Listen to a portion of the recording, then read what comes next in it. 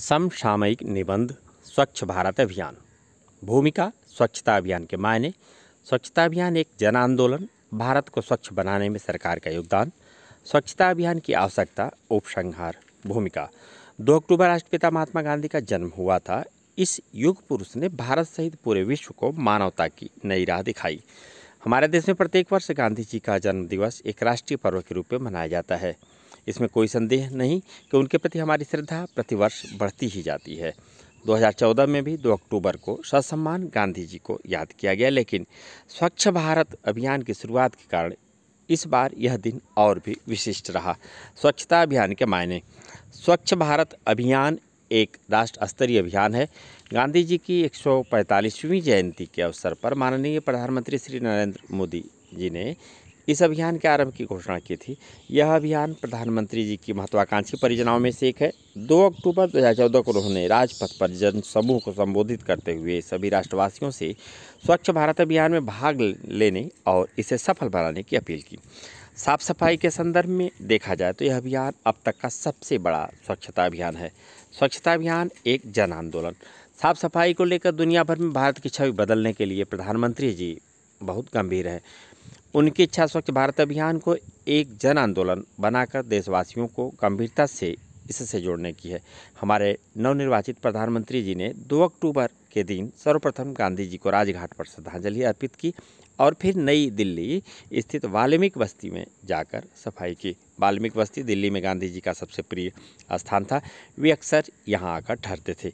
इसके बाद मोदी जी ने जनपद जाकर स्वच्छ भारत अभियान की शुरुआत की। इस अवसर पर उन्होंने स्वच्छता के प्रति लोगों को जागरूक करने का प्रयास किया। अपने भाषण के दौरान उन्होंने महात्मा गांधी और लाल बहादुर शास्त्री का भी जिक्र करते हुए बड़ी ही खूबसूरती से इन दोनों महापुरुषों को इस अभियान से जोड़ दिया। उन्होंने कहा, गांधी जी ने आज़ादी से पहले नारा दिया था, क्विट इंडिया क्लीन इंडिया।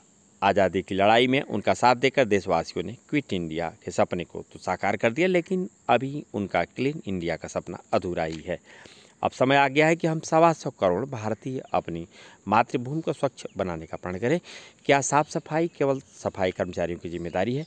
क्या यह हम सभी की जिम्मेदारी नहीं है? हमें यह नज़रिया बदलना होगा। मैं जानना चाहता हूं कि इसे केवल एक अभियान बनाने से कुछ नहीं होगा। पुरानी आदतों को बदलने में समय लगता है। यह एक मुश्किल काम है, मैं जानता हूँ, लेकिन हमारे पास वर्ष 2019 तक का समय है। यह कथन उनका 2014 का है। प्रधानमंत्री जी ने 5 साल में देश को साफ सुथरा बनाने के लिए लोगों को शपथ दिलाई कि न मैं गंदगी करूंगा और न ही गंदगी करने दें। अपने अतिरिक्त मैं 100 अन्य लोगों को साफ सफाई के प्रति जागरूक करूंगा और उन्हें सफाई की शपथ दिलाऊंगा। उन्होंने कहा कि हर व्यक्ति साल में 100 घंटे का श्रमदान करने की शपथ ले और सप्ताह में कम से कम 2 घंटे सफाई के लिए निकाले।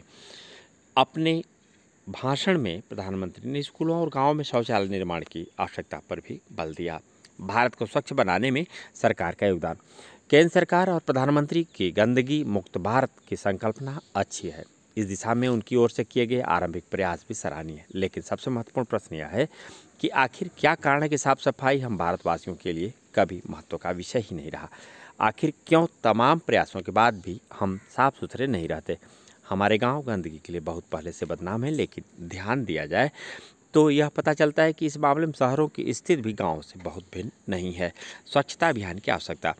अभी पूरी दुनिया में भारत की छवि एक गंदे देश की है। जब जब भारत की अर्थव्यवस्था, तरक्की, ताकत और प्रतिभा की बात होती है, तब तब इस बात की भी चर्चा होती है कि भारत एक गंदा देश है। गंगा में तैरती लाशों और भारतीय सड़कों पर पड़े कूड़े के ढेर वाली तस्वीरें छाई रहती हैं। कुछ साल पहले इंटरनेशनल हाइजीन काउंसिल ने अपने एक सर्वे में कहा था कि औसत भारतीय घर बेहद गंदे और अस्वास्थ्यकर होते हैं। इस सर्वे में काउंसिल ने कमरों, बाथरूम और रसोई घर की साफ सफाई को आधार बनाया था। उसके द्वारा जारी गंदे देशों की सूची में सबसे पहला स्थान मलेशिया और दूसरा स्थान भारत को मिला था। यह सभी बातें हमें यह सोचने पर मजबूर करते हैं कि हम भारतीय साफ सफाई के मामले में भी पिछड़े हुए क्यों हैं, जबकि हम उस समृद्ध एवं गौरवशाली भारतीय संस्कृति के अनुयायी हैं जिसका मुख्य उद्देश्य सदा पवित्रता और शुद्धि से रहा है। वास्तव में भारतीय जनमानस इसी अवधारणा के चलते एक उलझन में रहा है।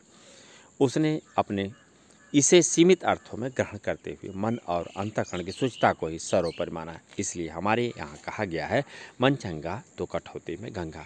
यह सही है कि चरित्र की शुद्धि और पवित्रता बहुत आवश्यक है, लेकिन बाहर की सफाई भी उतनी ही आवश्यक है। यदि हमारा आसपास का परिवेश ही स्वच्छ नहीं होगा तो मन भला किस प्रकार शुद्ध रह सकेगा। अस्वच्छ परिवेश का प्रतिकूल प्रभाव हमारे मन पर भी पड़ता है।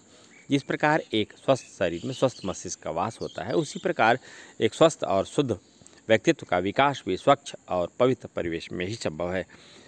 अतः अंतःकरण की शुद्धि का मार्ग बाहरी जगत की शुद्धि और स्वच्छता से होकर गुजरती है। साफ सफाई के अभाव से हमारे आध्यात्मिक लक्ष्य तो प्रभावित होते ही हैं, साथ ही हमारी आर्थिक प्रगति बाधक होती है। अपने भाषण में प्रधानमंत्री जी ने विश्व स्वास्थ्य संगठन के एक आंकलन का हवाला देते हुए कहा कि गंदगी के कारण औसत रूप से प्रत्येक भारतीय को प्रतिवर्ष लगभग 6,500 का अतिरिक्त आर्थिक बोझ उठाना पड़ता है। यदि उच्च वर्ग को इसमें शामिल न किया जाए तो यह आंकड़ा 12 से 15,000 तक पहुंच सकता है। इस तरह देखा जाए तो हम स्वच्छ रहकर भी इस आर्थिक नुकसान से बच सकते हैं। उपसंहार कुल मिलाकर सार यही है कि वर्तमान समय में स्वच्छता हमारे लिए एक बड़ी आवश्यकता है।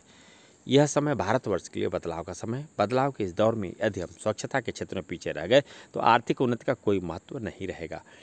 हमारे प्रधानमंत्री ने 25 दिसंबर 2014 को मेक इन इंडिया अभियान का भी शुभारंभ किया है, जिसका लक्ष्य भारत को मैन्युफैक्चरिंग के क्षेत्र में अव्वल बनाना है।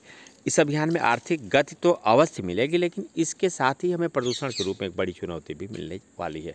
हमें अपने दैनिक जीवन में तो सफाई को एक मुहिम की तरह शामिल करने की जरूरत ही है, साथ ही हमें इसे एक बड़े स्तर पर भी देखने की जरूरत है, ताकि हमारा पर्यावरण भी स्वच्छ रहे।